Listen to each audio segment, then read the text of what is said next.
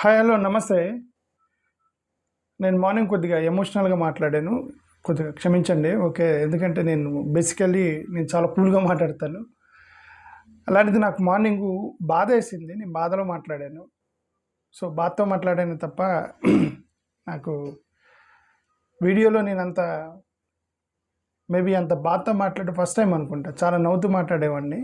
నాకేంటి ఎందుకు అంత బాధేసిందంటే, ఇది నాకు వీడియో ఆ ప్లేస్‌లో నుంచి ఫోన్ చేసిన వాళ్ళు ఏడ్చారు. నాకు అందుకే ఏడుపొచ్చేసింది. ఓకే.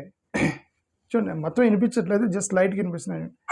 వెళ్ళిపోతారు, చేస్తారు. అందుకని నువ్వే అన్న ఇనిషియేషన్ తీసుకోవాలని చెప్పాను. నా మాట ఎక్కడ చెప్పినా నాకు మళ్ళీ నన్ను ఓకే. మొత్తం వినిపించట్లా.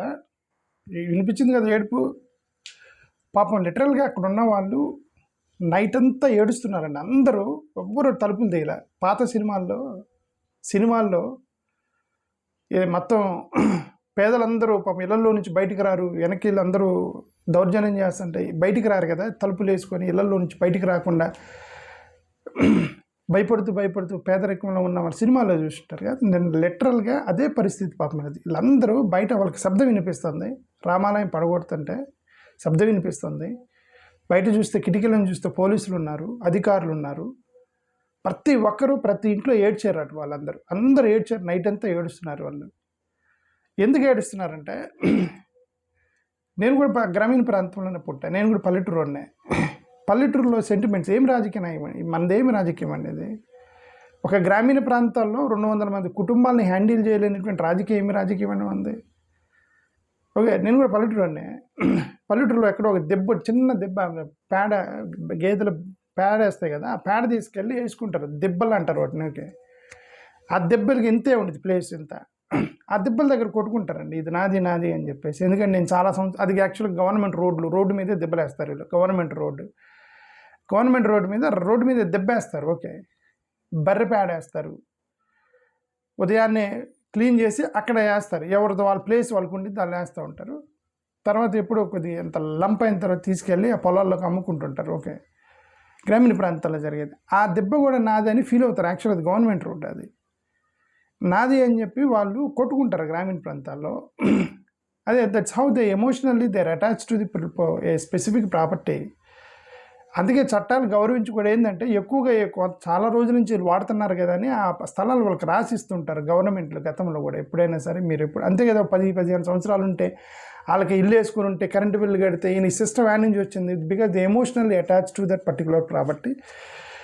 సో అలాగే వీళ్ళు ఆ పర్టికులర్ సత్రం అనేది మాది అని వాళ్ళు మన కొన్ని సంవత్సరాల నుంచి దాన్ని మాది అనుకుంటుంటే సడన్గా వీళ్ళు వచ్చేసి ఇది రామాలయం అని గొడవంతా చేసేసి వాళ్ళు తట్టుకోలేకపోయారు. ఓకే.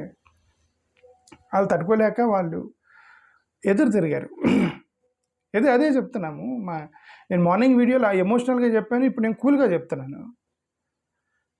లిటరల్గా మా వాళ్ళు చంపేశారు. ఎదురు తిరిగినందుకు మీకు యుగో ఎక్కువైంది. జస్ట్ ఎదురు తిరిగినందుకు ఎగో ఎక్కువయ్యి అసలు వీళ్ళేందరా, దళితులేందరా మనల్ని ఎదురు తిరగటం ఏంటరా, ఎస్సీ ఎస్టీ వాడిని ఇప్పుడే మనం తొక్కకపోతే, ఇప్పుడు గతంలో పాత ఉండేది, మన ఇంట్లో పని చేసేవాడికి ఎప్పుడు కడుపు నిండా భోజనం పెట్టకూడదని సిద్ధాంతం ఉండేది. అది ఇప్పుడు కూడా పాటిస్తారు వీళ్ళు. ఏమని, మన ఇంట్లో పని చేస్తుంటారు కదా డ్రైవర్లు, వాళ్ళకి ఎక్కువ కూడా ఎక్కడ ఉంచాలో అక్కడే ఉంచాలి వాళ్ళని.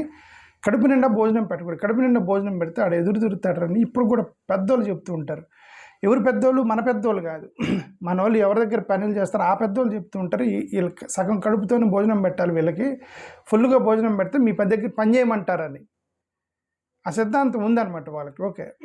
సో తట్టుకోలేరు. బేసికల్లీ లోయర్ కమ్యూనిటీస్ ప్రశ్నిస్తే తట్టుకోలేరు. బేసికల్లీ లోయర్ కొద్దిగా ప్రశ్నిస్తే వాళ్ళ యుగోయిస్టిక్ దెబ్బతినేది. మా వాళ్ళని చంపేశారు, వెంట నరికారు, చంపారు. ఇప్పుడు కూడా కొడుతుంటారు, ఇప్పుడు కూడా గుండు గీస్తుంటారు, కట్టేసి కొడుతుంటారు, దళితుల్ని కులం పెట్టి తిడుతుంటారు, ఎవడరు వాడు ఎస్సీ ఎస్టీ అంటుంటారు, ఇవన్నీ అంటుంటారు. వీళ్ళకి యుగో ఏం చేస్తారు? వీళ్ళకి యుగో ఉండి ఏం చేస్తారు? చట్టాలు వీళ్ళ చేతిలో ఉండవు, వ్యవస్థలు వీళ్ళ చేతిలో ఉండవు, డబ్బులు వీళ్ళ చేతిలో ఉండవు. అది చూడండి, రఘురామకృష్ణరాజు గారు గుడి కడతానగానే చూడండి 4-5 కోట్లు ఆయన టక్కన గంటల్లో వచ్చేసినాయి ఆయనకి. ఎందుకు? ధన బలము, అధికార బలం, అన్ని బలాలు ఉన్నాయి వాళ్ళ దగ్గర. వీళ్ళు వాడి సొంత ఇల్లు కట్టుకోవడానికి ఎక్కడో వెళ్ళి దుబాయ్ షేకుల దగ్గర వాళ్ళు కాళ్ళు గడిగి ముడ్డి గడిగి ఆ డబ్బులు తీసుకొచ్చి ఇల్లు కట్టుకునేటువంటి పేదరికంలో ఉన్న జనాలు వాళ్ళు. అందుకని వాళ్ళు భయపడ్డారు. అసలు వాళ్ళ శబ్దాలు వినిపించాను కదా, ఏడుస్తున్నారు వాళ్ళు నైట్. నాకు ఏడుపు వచ్చింది మార్నింగ్. ఓకే, వాళ్ళందరూ బిక్కుబిక్కుమంటూ ఏడుస్తున్నారు. ఇంత అరాచకంగా రామాలయం కట్టడం అవసరమా?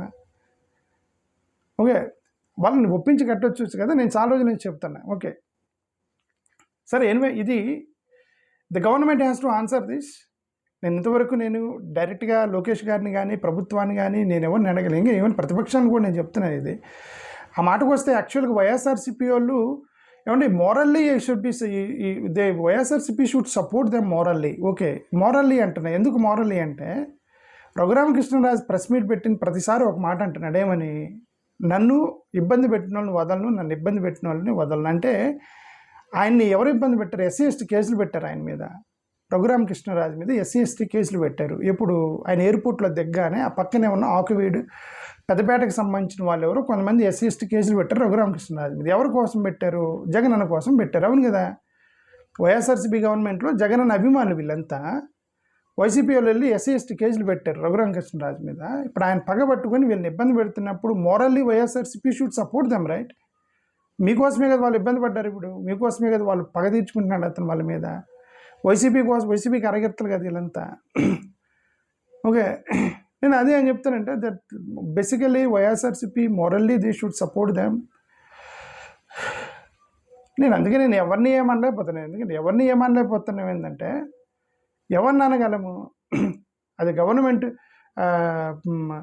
తెలుగుదేశం పార్టీ 27 పథకాలు రద్దు చేశారు, 27 పథకాలు రద్దు చేశారు. దళితుని కొట్టారు, సుబ్బారాయుడిని కొట్టారు, సుబ్బారాయుడిని కొట్టారు, డ్రైవర్ సుబ్రహ్మణ్యం కొట్టారు, ఆయన్ని కొట్టారు, ఈయన్ని కొట్టారు అని చెప్పేసి మేము దళితులను ఉద్ధరించేవాళ్ళని చెప్పేసి వాళ్ళు అధికారంలోకి వచ్చారు తెలుగుదేశం ప్రభుత్వం. కళ్ళంటే జరుగుతుంటే చూస్తూ ఊరుకున్నారు అంతే. గవర్నమెంట్ టీడీపీ చూస్తూ ఊరుకుంది. వైఎస్ఆర్సీపీ కోసమే ఇప్పుడు వాళ్ళు తనులు తింటున్నారు. ఎందుకంటే వైఎస్ఆర్సీపీ కోసం జగనన్న అభిమానులు వెళ్ళి రఘురామకృష్ణరాజు మీద కేసులు పెట్టారు. ఓకే, వాళ్ళు వెళ్ళి కేసులు పెడితే ఇప్పుడు ఆయన పక్క తెచ్చుకుంటున్నాడు వీళ్ళ మీద. వీళ్ళు సైలెంట్గా ఉన్నారు, వాళ్ళు సైలెంట్గా ఉన్నారు. వాళ్ళకి దిక్కు లేకుండా కూర్చొని ఇక్కడ బిక్కు పట్టు కూర్చున్నారు. అక్కడ అర్ధరాత్రి 1 గంటకి మెసేజ్లు పెట్టారు. ఎందురా ఈ బాధ? నాకు బాధేసి మార్నింగ్ కొద్దిగా నాకు ఏడుపు వచ్చేసింది. దయచేసి ఏమనుకోకుండా. ఇప్పటికీ నేను మన వాళ్ళు నాకు ఫోన్ చేసిన వాళ్ళకి చెప్పాను, బ్రదర్ ఇక దాన్ని వదిలేయండి, మీరేమనకండి, మీరు సైలెంట్గా ఉండండి. ఎందుకంటే ఇంక ఇది పీక్ స్టేజ్కి వచ్చింది. ఎందుకంటే వ్యవస్థలను వాడారు, పోలీసులను వాడారు, కోర్టులను వాడారు, డబ్బులు వాడారు. ఇప్పుడు కూడా మీరు ఎదురు తిరిగితే చంపేస్తారు వచ్చి మనల్ని.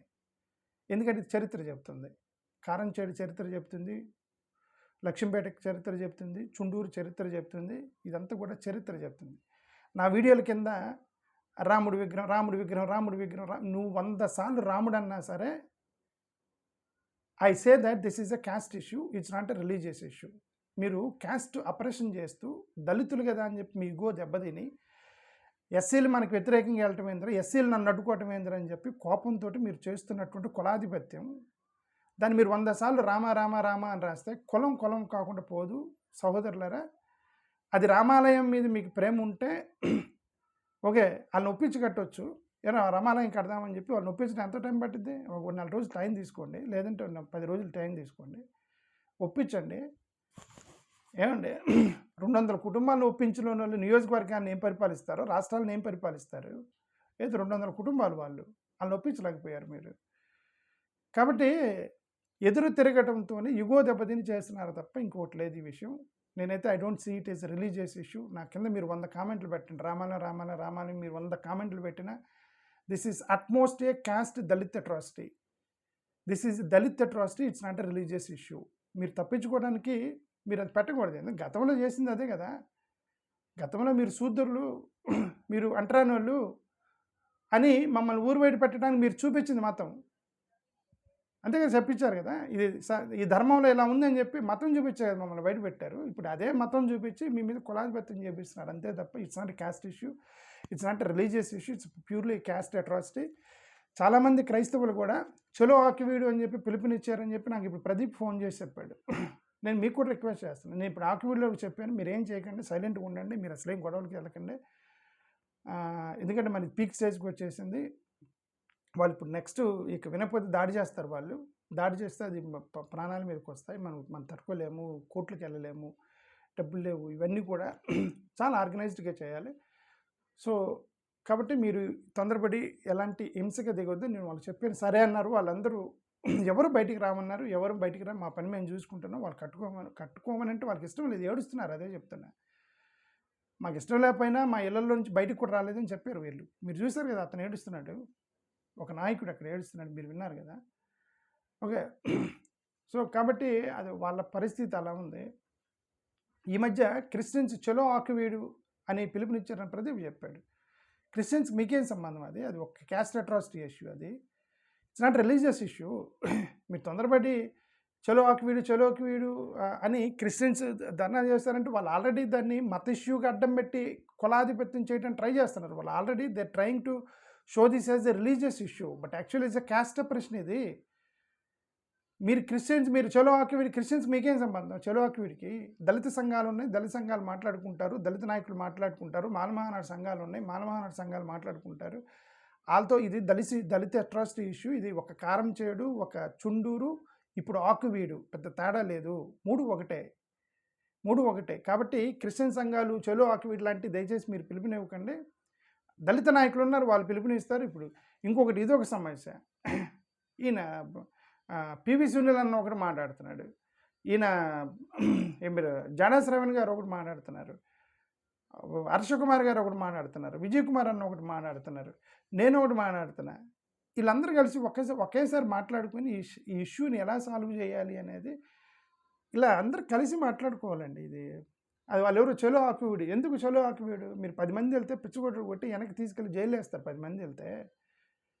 నేను అందుకే మీ అందరూ ఏడిఎస్ ప్లాట్ఫామ్ మీదకి రండి, ఎందుకంటే మేము నెట్వర్క్ చేస్తున్నాం, మేమేమన్నా డిస్టర్బ్ చేయట్లే. ఇప్పుడు ఏదో ఒక సంస్థ పెట్టారు కింద, ఇప్పుడు ఏదో ఒక సంస్థ ఉంది, ఏదో అద్దంకి దళిత సంఘం అని పెట్టారు ఒక అతను, మీరు ఏడిఎస్ అఫిలియేషన్లోకి రండి అన్నాము. మీ సంఘం మీకు మేమేం ఇంటర్ఫీర్ అవ్వము, మీ సంఘం మీరు రన్ చేసుకోండి, బట్ డేట్లు ఫిక్స్ చేయటం, వీళ్ళందరినీ కోఆర్డినేట్ చేయడానికి మేము ఏడిఎస్ పెట్టాము. సో అందరూ ఒకేసారి స్పందిస్తే ఇంపాక్ట్ ఉంటుంది కదా అని ఏడిఎస్ పెట్టాము, అంతే తప్ప మీ యొక్క సంఘాల్లోకి మేము చేతులు పెట్టాము. ఓకే, మీ యొక్క అధికారాన్ని మేమేం చేయము. సో కాబట్టి అందరూ ఏడిఎస్ అఫిలియేషన్లోకి రండి, వీళ్ళందరినీ గ్యాదర్ చేస్తున్నాము, ఒకేసారి స్పందిస్తే సరిపోద్దని నా ఉద్దేశం. ఓకే, సరే, ఎనివే నేనేమన్నానంటే అదే మార్నింగ్ కొద్దిగా ఎమోషనల్గా మాట్లాడాను. ఇంకొకటి, అది కోర్టులో ఉంది.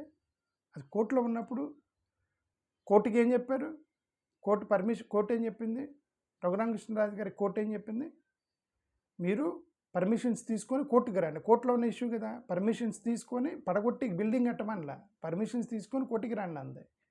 కోర్టులో ఉన్న ఇష్యూ కదా అది. బట్ ఆయన తీసుకెళ్ళి పెగిన కట్టారు. ప్రభుత్వ వ్యవస్థ సహాయం లేకుండా కట్టారని నేను అనుకోవట్లే. నేను మొన్నటి వరకు నేను చాలా బలంగా ఒకటి నమ్మాను, ఏంటంటే ఇది టీడీపీకి ఇష్టం లేకుండా చేస్తున్నాడు అతను అనుకున్నా. లేదు, ఇంత వ్యవస్థీకృతంగా జరిగినప్పుడు ప్రభుత్వం అండ లేకుండా జరగదని ఇప్పుడు నాకు అనుమానం వచ్చింది. 100% టీడీపీ సపోర్ట్తో చేస్తున్నారు ఇది.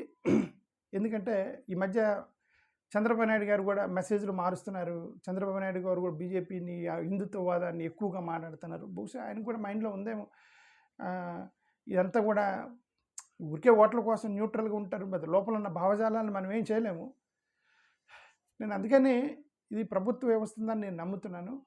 ప్రతిపక్షాలు స్పందించట్లేదని బాధ వ్యక్తం చేస్తున్నాను. ఎందుకంటే ప్రతిపక్షాల కోసమే వాళ్ళు ఇబ్బందులు పడ్డారు ఇప్పుడు అక్కడ, జగనన్న అభిమానులు వాళ్ళంతా. ఎవరిని ఏం చేయలేక నేను మీ దృష్టికి తీసుకొస్తున్నాము.